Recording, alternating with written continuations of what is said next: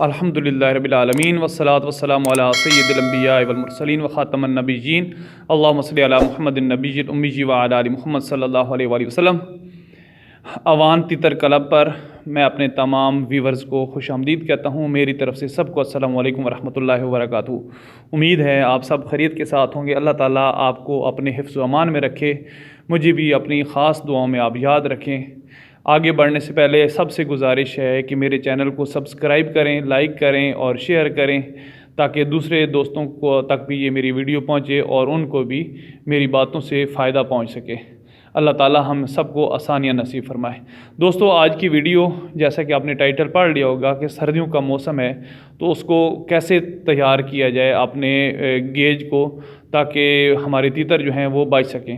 آپ میری ویڈیو میں دیکھ رہے ہیں کہ مختلف جگہوں پر میں کام کر رہا ہوں کہ پہلے ویڈیو تھی اس میں تیتر اندر بند تھے، اور پھر اب یہ جو ہے مٹی کو میں سائڈ پہ کر رہا ہوں تاکہ میرے تیتر جو اب سردیوں کا یہ جو اب کا موسم ہے اکتوبر نومبر ماہ کا، اس میں اتنی زیادہ ٹھنڈ نہیں ہوتی، تو صرف اتنا کرنے سے بھی ہمارے تیتر جو ہیں وہ ٹھنڈ سے بچ سکتے ہیں۔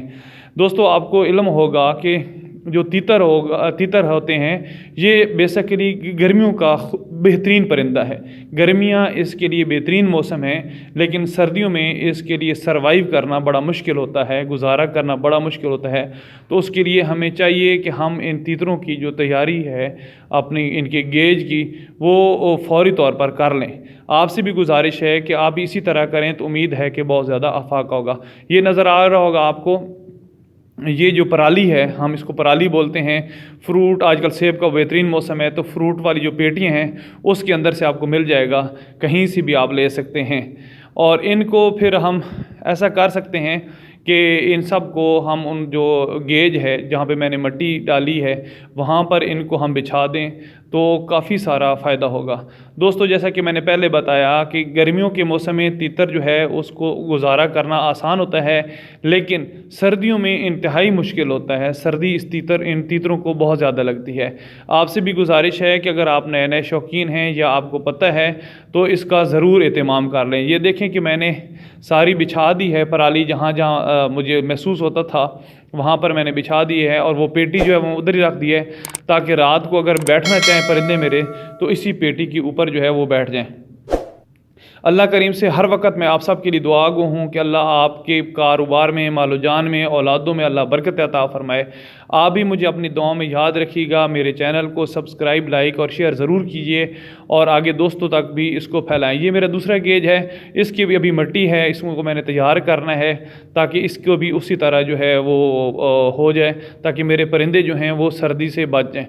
دوستو، ایک اور بات شیئر کرتا چلوں کہ پچھلے سال کی بات ہے، اسی مہینے میں اکتوبر نومبر میں میری ایک تیتری تھی جو بہت ہی خوبصورت، بہت ہی پیاری تیتری تھی۔ وہ اللہ کو پیاری ہو گئی تھی، اور اس کی وجہ یہی تھی کہ میں اس کا کوئی خاطر خواہ انتظام نہیں کر سکا تھا اور اس کو ٹھنڈ لگی تھی۔